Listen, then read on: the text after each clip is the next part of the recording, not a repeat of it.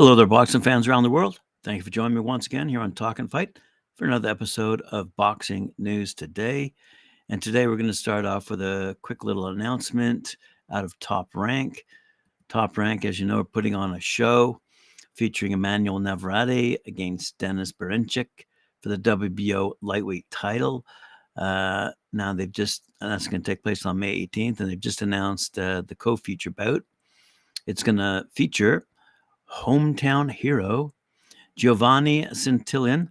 He's 32-0, 17 knockouts, and he's going to fight fellow unbeaten welterweight Brian Norman Jr., who is very well familiar to us here on Talkin Fight. 25-0, 19 knockouts, and that's going to take place at the Pechanga Arena in San Diego on ESPN. Also on that fight, by the way, heavyweight knockout specialist Richard Torrez Jr., but we don't know who he'll be fighting just yet.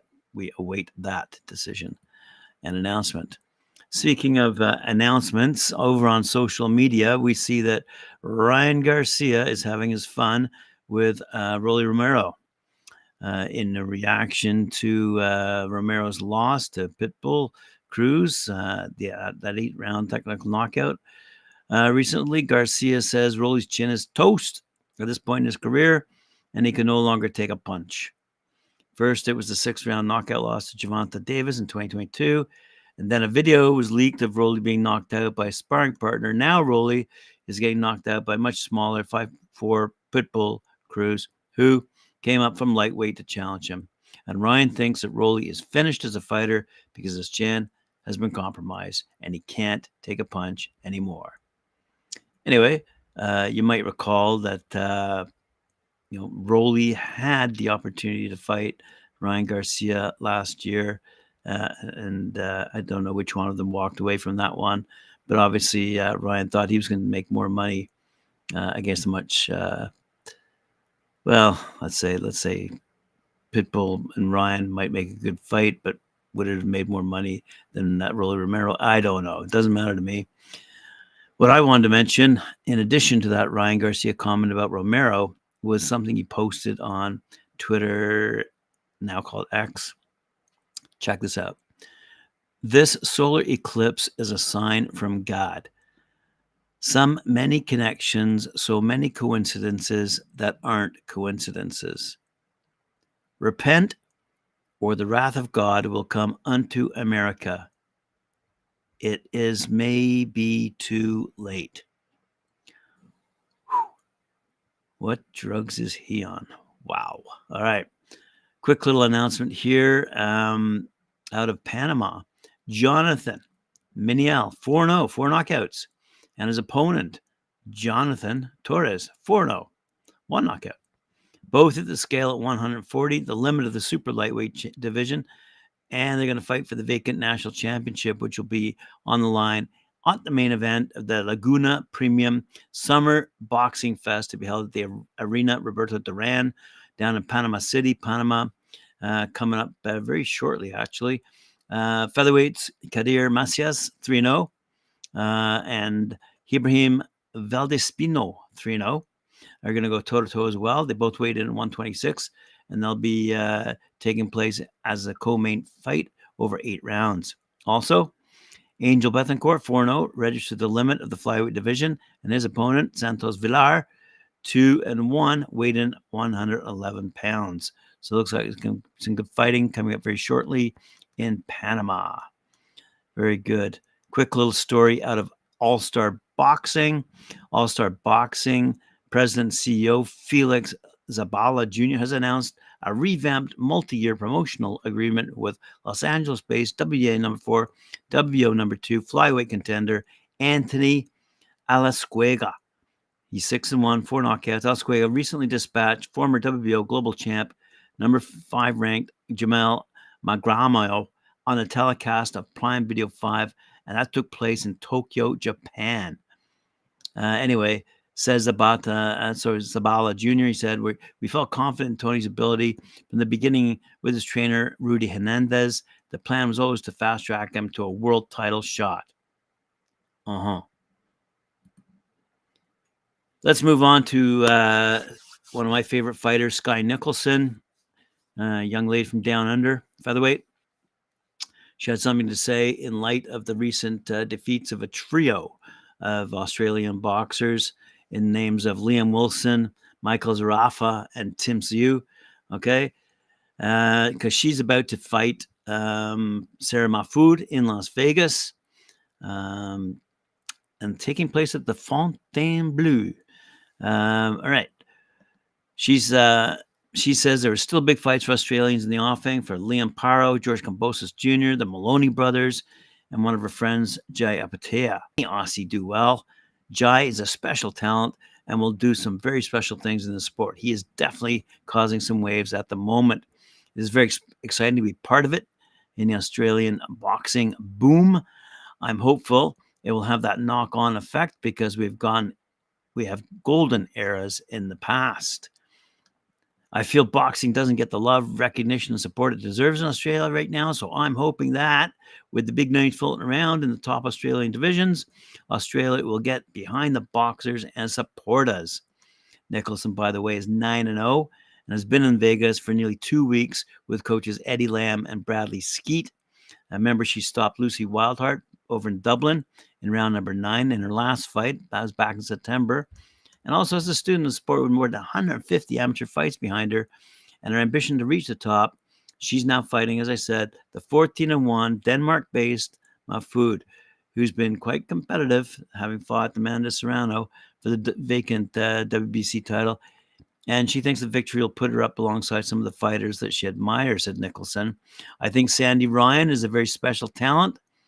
She has excellent boxing IQ, but she has that dog in her because she loves to have a tear-up. She loves to fight. Very exciting to watch. I think she'll do some big things in the 147 division. She says, I've been a diehard Katie Taylor fan since I was young. I love that she's reigning in a new weight division now. It was exciting for her, especially after she suffered loss to Chantal. As we know, that's gone back and forth. Anyway, she continues and concludes, there are still some pretty big fights out there for Katie. I would like to see Alicia Baumgartner fight Katie Taylor because they are two of my favorites, says Nicholson. I think it would be a huge fight for women's boxing because they're both very marketable, very talented, and two of the biggest names in the sport for women right now. Good on Nicholson. All right. Speaking of chatter and blather, KSI was yapping on a podcast the other day, and he thinks he might want to get back into the boxing ring after getting clobbered by Tommy Fury, of all people. Anyway, so he called out not only Tommy Fury, but also Jake Paul, Floyd Mayweather, and Conor McGregor as fellas he would like to fight next. KSI, well, as you know, launched that Misfits boxing league over in the UK. He said the Jake fight, the Tommy fight as well. Let's do the rematch, he said. There could always be Mayweather, Conor McGregor. Has to be a top tier, though. You know, Christ. KSI has history with all four of these guys. And, realistically, the feud with Jake Paul goes back to 2019 when KSI beat Paul's brother by split decision. And the American 27 vowed to avenge Lodge. But in the years since, the two have failed to agree to terms and have instead gone their separate ways. So let's see what happens with who cares about KSI. All right. In more important fight news, we have some undercard announcements finally. Remember, we had been reporting on the Devin Haney and Ryan Garcia show set for April 20th. Their undercard has finally been announced, and there'll be 4 fights on the pay-per-view undercard in total. And here's the rundown. We're finally going to see Arnold Barboza Jr. back in the ring. He's going to take on Sean McComb. It's going to be a 10-round super lightweight bout. Barboza had previously been announced for the show.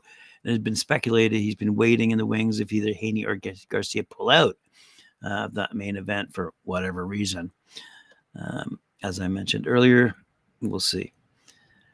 Bektemir Melikuziev will take on Pierre Dibombe in a 10-round super middleweight fight. John Scrappy Ramirez will face David Jimenez in a 12-rounder for the WBA interim flyweight title. And Charles Conwell will make his debut with Golden Boy in a 10-round fight against Nathaniel Gilmore. As we all know, Barboza, he's 29-0, 11 knockouts, made his debut with Golden Boy in January after coming over from Top Rank. And he stopped Zolsani Nadalagini in 8 rounds, a 32-year-old assault contender who just gotten a crack at top level. And frankly, that's not going to change against McComb. He's 18-1, 5 knockouts. He's a 31-year-old southpaw from Belfast who's on a 7-fight win streak after losing to Gavin Gwynn back in 2021. So Barboza versus Sean McComb, that's going to be a great fight, great super lightweight bout, and we're looking forward to seeing that result. Let's conclude this episode with a bit of advice from Tim Bradley. As we all know, Tim, I think he was a 5-time world champ back in his day. Anyway, he's writing for ESPN. He's got some advice for new fans who don't really appreciate the nuances of boxing. They might see that there's a fight on television or on their laptop or whatever device they're looking at, but they might just skip by it, not understanding those nuances I mentioned, saying, I just don't like boxing. So here's what he says you need to look out for. Number 1, a fighter's approach can tell you their game plan. Okay? A fighter moving forward signifies aggression. It's an intention to dictate the pace and engage in close-range combat. And by the way, if you want all what Tim has to say, just scroll down in my description on the YouTube channel, and I'll give you that link is there to this particular story. Number 2, athleticism usually means entertaining fights. Athleticism is the genesis of all sports, including boxing. Superior coordination, balance, strength, speed, power, and agility are essential for success in the ring. Number 3, the bigger the fighter, the harder the punches, but don't rule out the smaller pugilist. In boxing, the heavyweight division is the biggest.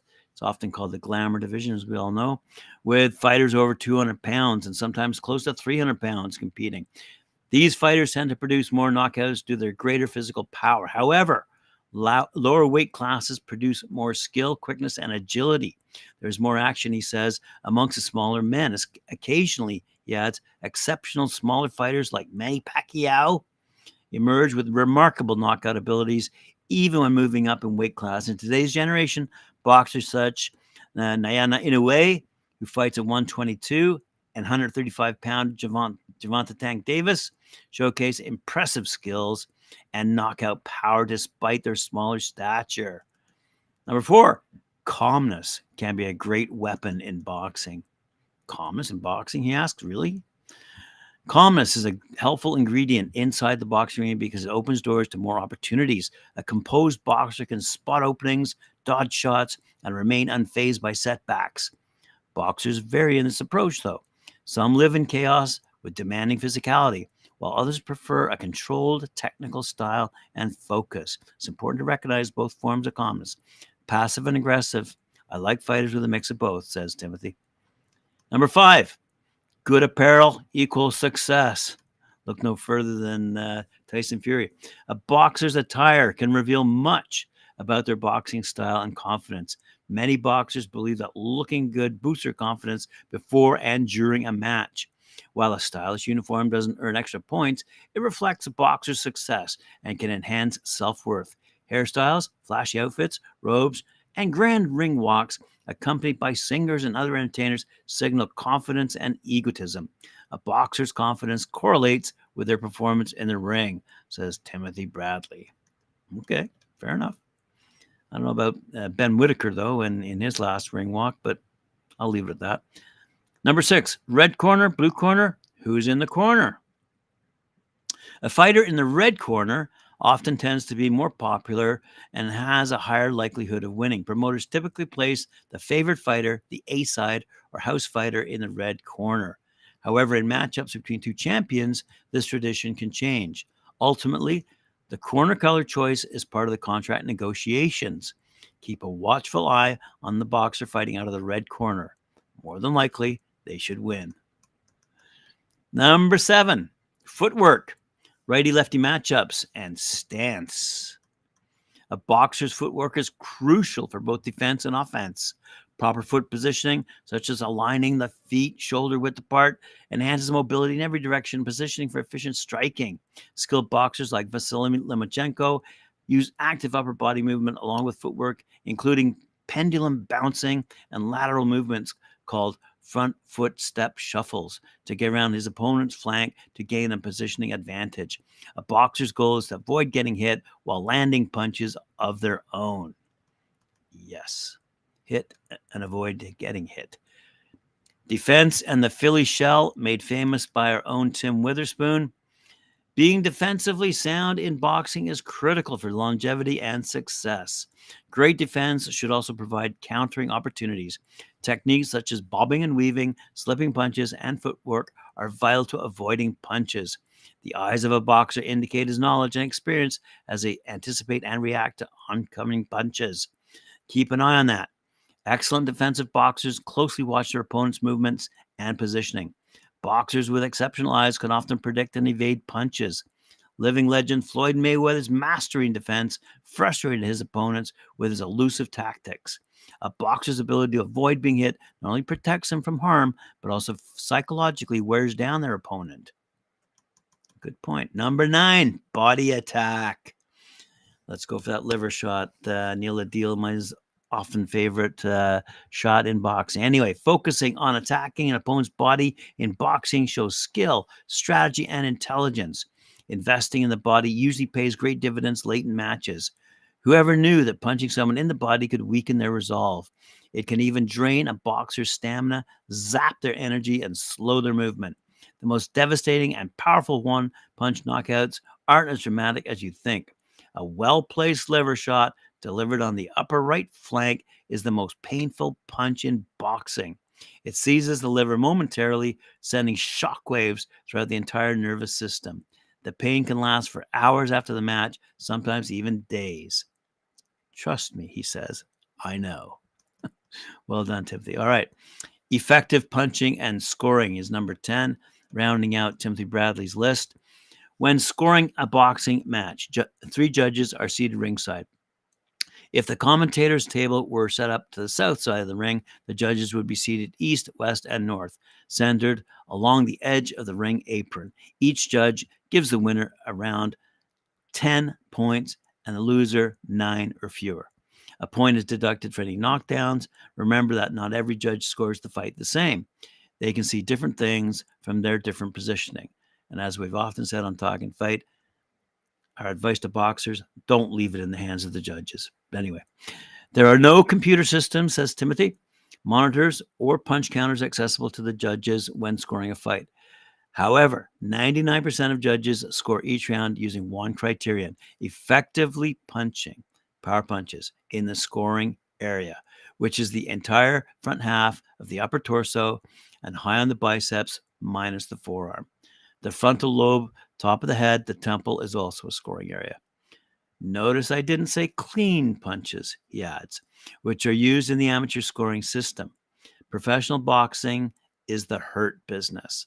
Although the jab is a vital weapon, effective hard shots are king when scoring a boxing match. For example, if fighter A lands 10 jabs during a round and fighter B lands a right cross that buckles fighter A, according to the number 1 scoring criterion, fighter B will likely win that round.